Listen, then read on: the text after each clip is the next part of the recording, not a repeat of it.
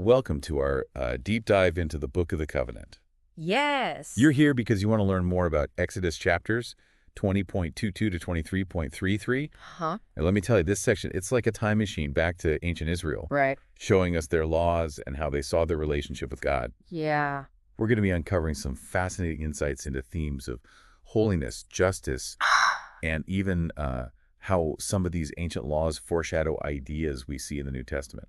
It's amazing how relevant these ancient texts still are. Absolutely. The Book of the Covenant isn't just some dusty collection of rules. Yeah. It gives us a window into a society figuring out Yeah, how to live right by each other and with God. totally. Okay, so picture this. Okay. The Israelites have just escaped slavery in Egypt, Uh-huh. and they're at Mount Sinai, Right. where they receive this detailed set of laws. Yes. It's a pretty pivotal moment for them, right? Absolutely. Like Honest. imagine being a newly formed nation, Right. free from oppression. Yeah. But with no real structure for society. Right. The Book of the Covenant becomes their blueprint, Okay. their guide for building a just and holy society. It's like their constitution. Yeah. But with a heavy emphasis on the divine, Uh-huh. it makes you wonder if having that strong spiritual foundation was key to their survival. Sure. So where did they even begin? Well, the very first laws deal with something pretty fundamental: worship. Okay. And you see a stark contrast with the Egyptian practices they just left behind. Right. No elaborate golden idols here. Uh-huh. Instead, they're instructed to build a simple altar of earth and undressed stone. Oh, wow. It reflects the idea that God's presence is something you experience, Yeah. not something you try to capture in a statue. That's a powerful image. Yeah. So they're being told to reject the flashy extravagance of Egyptian religion Uh-huh. and embrace a simpler, more direct connection with God. Yes. Almost like saying true faith is about what's in your heart, not what's on display. Yes. And goes deeper than that. Even the detail about priests covering themselves Right. points to this shift away from the sensuality of pagan worship Uh-huh. toward a more inward focus on holiness. Got it. It's a complete redefinition of what it means to connect with the divine. It's like they're building this invisible wall Yeah, between the sacred and the profane. right. And it all starts with how you approach worship. Exactly. And I'm guessing this emphasis on simplicity and humility continues to influence their practices later on, right? You're absolutely right. Okay. Think about the construction of the temple in Jerusalem. Uh-huh. Solomon made sure no iron tools, Okay. tools of war, and the secular world Right. were used to build this sacred space Wow. that echoes the same concept of purity and reverence we see in the Book of the Covenant. The continuity is incredible. Yeah. Okay, so we've talked about worship, Mm-hmm. but the Book of the Covenant also deals with some pretty heavy stuff. Yeah. Like capital offenses and laws concerning physical abuse. Right. That must have been a complex area to navigate. It was, and that's where we come across the concept of lex talionis, Okay. or the law of exact equivalence. Right. It's sometimes misinterpreted as promoting harshness, Uh-huh. but it's really more about ensuring fairness Yeah. and preventing excessive punishment. Oh. It was a safeguard against the kind of arbitrary justice that was Okay. common in other ancient legal systems. So instead of seeking revenge, Right. it's more about making sure the punishment fits the crime. Exactly. Could you give us an example of how that worked in practice? Sure, let's say someone intentionally injures another person. Okay. The punishment would be a similar injury inflicted on the offender. Got it. It's a way of establishing proportionality Right. and preventing things from spiraling into uncontrolled violence. That makes sense, though. It does sound a little harsh to modern ears. Yeah. But I guess in a society without established prisons Right. or complex legal systems, Yes. this was a way to maintain some level of order. What's interesting is that even within a system that allowed slavery, the Book of the Covenant provided specific protections for slaves, Yes. especially against abuse. Right. It's like, They wouldn't allow the kind of cruelty they themselves experienced in Egypt to be inflicted on others. right. It's like they're saying, we know what it's like to be powerless, Uh-huh. and we won't perpetuate that suffering. There's a real sense of empathy there, a recognition of shared humanity. Absolutely. It's like they're weaving compassion into the very fabric of their laws. Yes. And that thread continues as we move into the laws concerning property rights and animal welfare. It does. The Uh-huh. concept of intent is crucial here. Right. The severity of the punishment depended on whether the person knew their actions could cause harm. Can you give us a specific example of that? Absolutely. If your ox gores someone, Okay. the penalty is more severe if you knew the ox had a history of aggression but didn't take precautions. It's about being responsible not just for yourself, but for those under your care, both human and animal. So it's about taking responsibility for your actions and their potential consequences. Yes. It reminds me of Jacob's story Uh-huh. when he was tending Laban's flocks and made restitution for any animals that were harmed, even if it wasn't his fault. That's a great example of how these legal principles from the Book of the Covenant Yeah. weren't just abstract ideas. Right. They were woven into the fabric of their daily lives, shaping their ethical behavior and their interactions with each other. It's like they understood that living in right relationship wasn't just about avoiding punishment. Uh-huh. It was about cultivating a sense of responsibility toward each other and the world around them. Exactly. But speaking of things that could get you in trouble, Okay.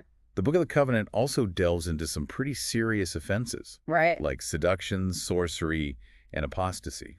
Yes, and this is where things get really interesting. Okay. We see them drawing clear lines between their faith and the practices of surrounding cultures. Let's start with seduction. Okay. What did their laws say about that?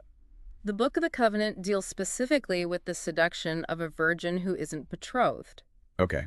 It's important to distinguish this from rape, Right. which carried a much harsher penalty. Yeah. In this context, seduction refers to a man persuading a woman into a sexual relationship, essentially taking away her virginity and her social standing as a potential bride.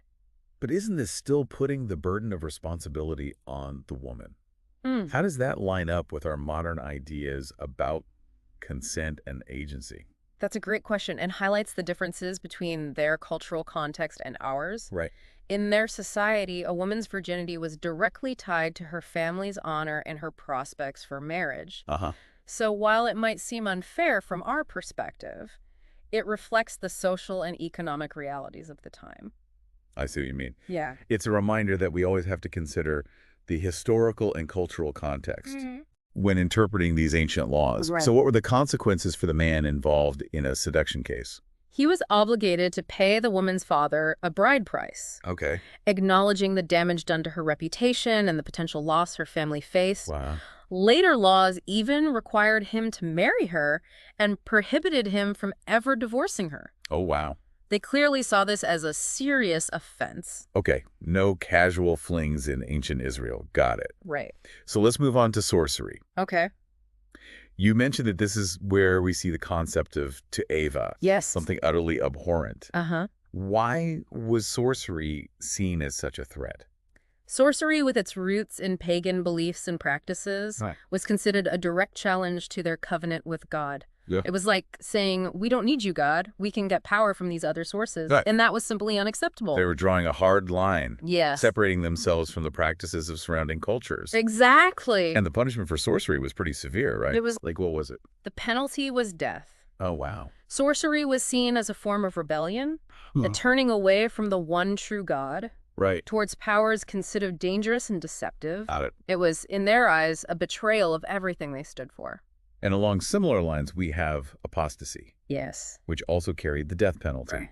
What made this offense so great? Apostasy in this context refers specifically to the act of sacrificing to other gods. Okay. It wasn't just about private beliefs. Right. It was about public actions that showed allegiance to another deity. So it was an outward expression of... Yes. This was seen as a complete rejection of God's authority and a violation of their covenant with him.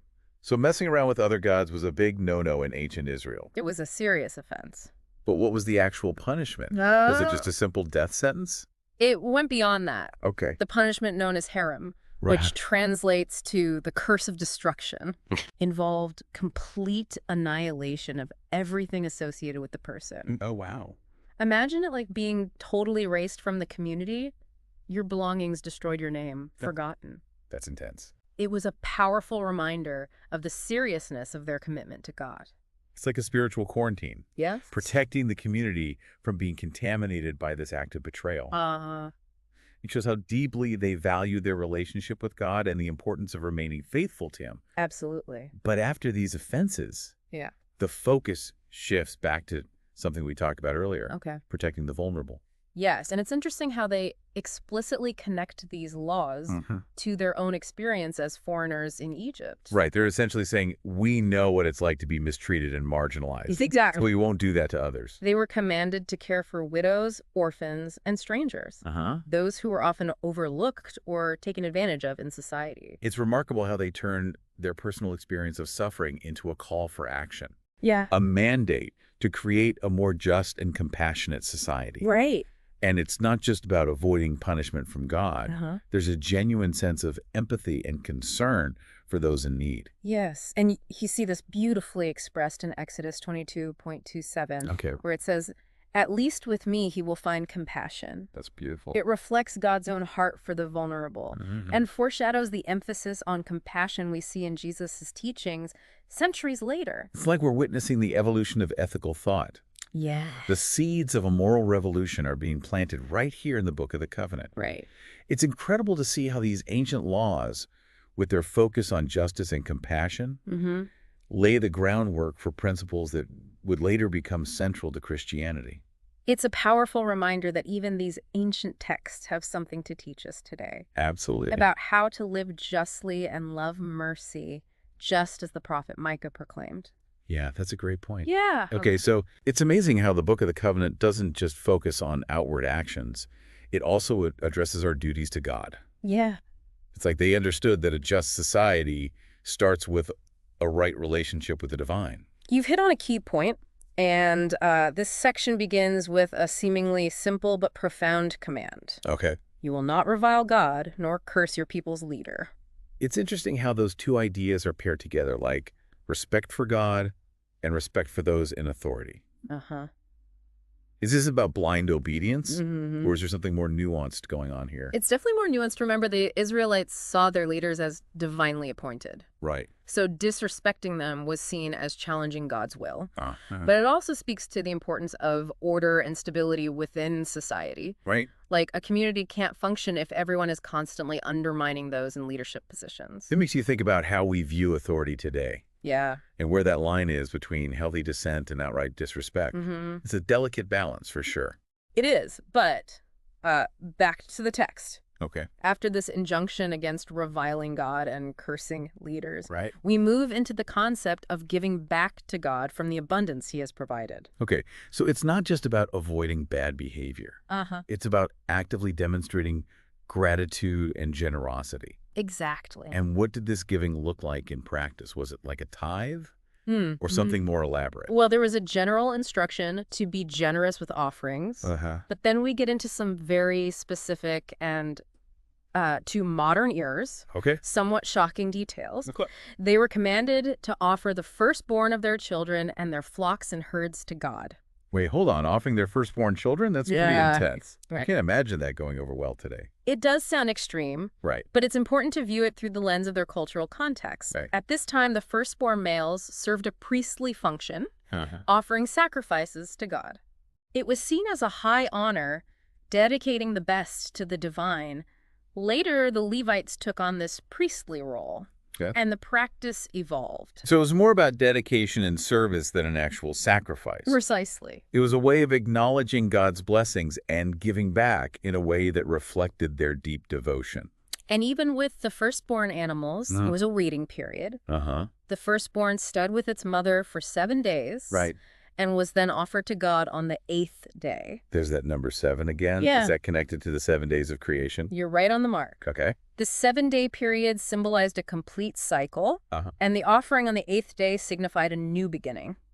Got it. Think of it like this. Okay. 7 represents completion, and 8 represents what's beyond that. Okay. A step into something new and transformative. It's like they're weaving this idea of cyclical time into their rituals, connecting their lives to the rhythms of creation.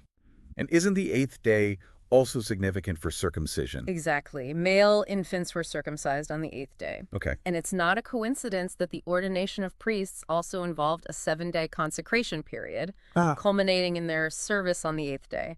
There's a beautiful symmetry here. Yeah. A sense of continuity between the dedication of humans and animals to God's service. It's fascinating how they created this tapestry of meaning weaving together seemingly disparate elements like ritual, symbolism, and everyday life. It shows how deeply their faith was integrated into every aspect of their existence. And that tapestry continues Okay. as we move on to another cornerstone of their lives, the Sabbath. The day of rest. We hear a lot about the Sabbath in the Bible, Uh-huh. but it's clearly more than just a day off. Right. What was the deeper significance of this practice for the Israelites? The Sabbath was foundational to their relationship with God. Okay. The command to rest mirrored God's rest after creation, placing them within the divine order of the cosmos. It Right. wasn't simply about physical rest. Okay. It was about entering into a spiritual state of peace and communion with God. So it was about aligning themselves with God's rhythm of work and rest, Yes. acknowledging their place within the grand scheme of creation. And this idea of Sabbath rest wasn't just limited to humans, right? You're right. Like they extended it to the land itself. They were commanded to let their fields lie fallow every 7th year, Okay. a practice known as the sabbatical year. Uh-huh. It prevented soil depletion, ensuring long-term productivity, Right. but it also had social implications. Oh, okay. The poor could glean from the fields, and even wild animals could benefit. It was a beautiful expression of care for the land and those in need. It sounds almost like a utopian ideal, this vision of a society where everyone, even the land itself, gets a chance to rest and be restored. It's a powerful reminder of the interconnectedness of all things. It is, and while the reality might not have always lived up to the ideal, the principle behind it is profound.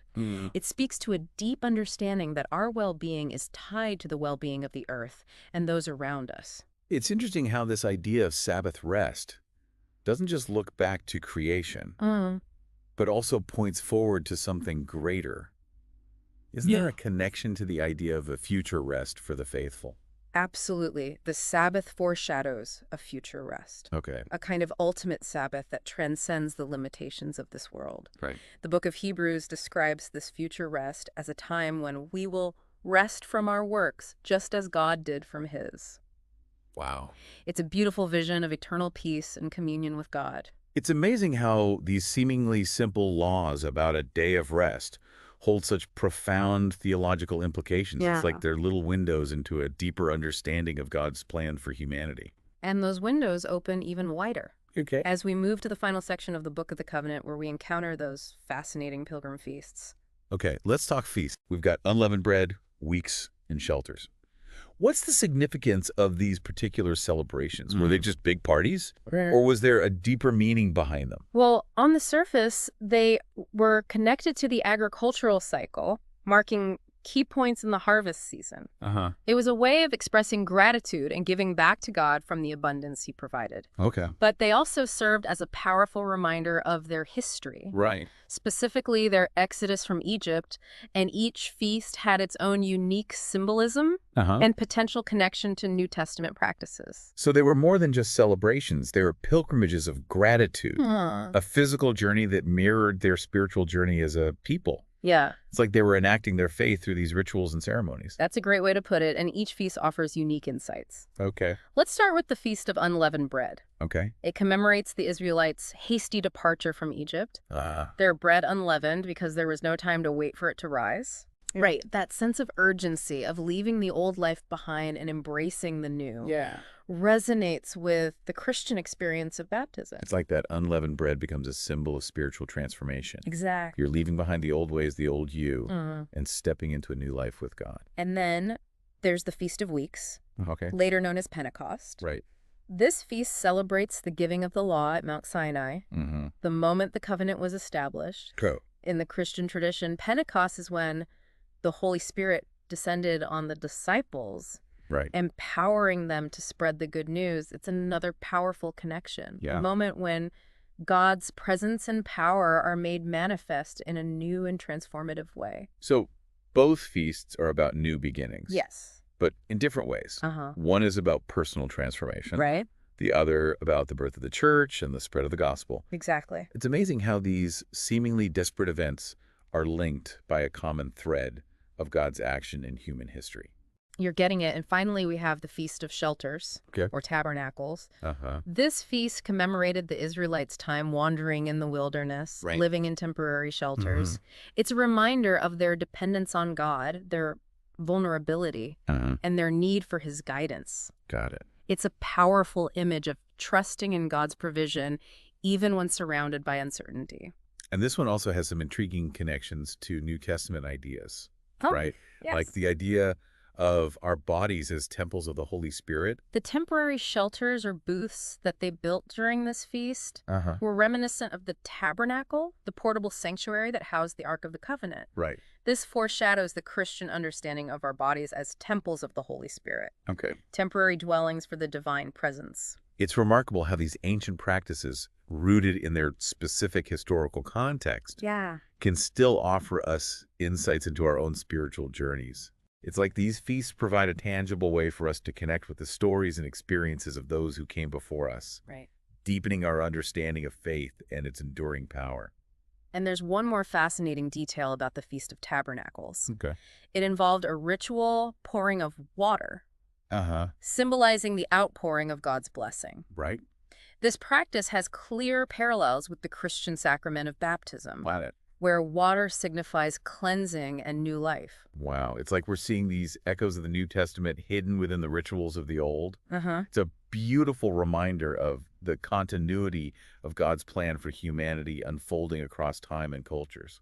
And it speaks to the enduring power of these ancient texts to speak to us across millennia. Absolutely. They challenge us to dig deeper, to explore those connections, and to discover the hidden treasures of meaning that can enrich our understanding of faith. You know, as we're talking about these feasts, I can't help but think about that command. No one will appear before me empty-handed. I remember reading that in Deuteronomy. Right. And it always kind of stuck with me. Yeah. It's interesting. Yes, that's a crucial detail. It emphasizes that participating in these feasts wasn't just about showing up. Right. It was about bringing an offering that reflected the blessings you'd receive. It wasn't just about going through the motions. Right. It was about actively expressing gratitude through your actions. Exactly. And what's really interesting Yeah. is that Deuteronomy adds another layer to this idea. Okay. It says each person should give in proportion to the blessing which Yahweh your God has bestowed on you. That's a powerful statement. It is. It suggests a direct link between the abundance you've experienced and the generosity of your offering. It's almost like a sliding scale of giving, Right. where those who've received more are expected to give more in return. Exactly. It's a concept that resonates even today, doesn't it? It does. We often talk about giving back to our communities, supporting those in need. Right. It makes you think about what it truly means to appear before God, Yeah. not literally in a temple, Right. but in our everyday lives. Uh-huh. What are the offerings we bring? That's a profound question. And if we connect this to the bigger picture, Yeah. it goes beyond material offerings. Okay. It's about offering our talents, our very selves, in service to God and others. So it's about making our lives a living testament to our gratitude. Yes. Wow, this deep dive into the Book of the Covenant has been incredible. It has. We've uncovered so much Yep. from the foundation of worship Uh-huh. to the intricacies of justice and the Yes. importance of compassion. Yes. And seeing those connections to the New Testament, Uh-huh. those echoes of Jesus' teachings, Right. is simply mind-blowing. It's a powerful reminder that these ancient texts are still relevant, Absolutely. still alive with meaning for us today. Yeah. They invite us to think critically, to question our assumptions, and to live more intentionally in light of what we've learned. To wrap this up, could you summarize some of the key themes that emerged from our exploration of the Book of the Covenant? We've seen a God who is deeply concerned with justice, compassion, and the well-being of all creation. Okay. These laws, while rooted in a specific time and place, Mm-hmm. offer timeless principles that can guide us toward a more just and compassionate world. And they challenge us to examine our own lives, Yeah. our relationships, Yeah. and our understanding of what it means to be in right relationship with God and each other. Precisely. The Book of the Covenant is more than just a historical artifact. It's a source of wisdom and inspiration that can help us navigate the complexities of life and faith in our own time. It's been an incredibly enriching journey. Thank you so much for your insights. The pleasure was all mine, and to you listening, we leave you with this. Okay. The Book of the Covenant reveals a God who desires justice, mercy, and humility. Mm-hmm. How might these ancient laws inspire you to live differently? To love more deeply Yeah. and to walk more humbly in the world today?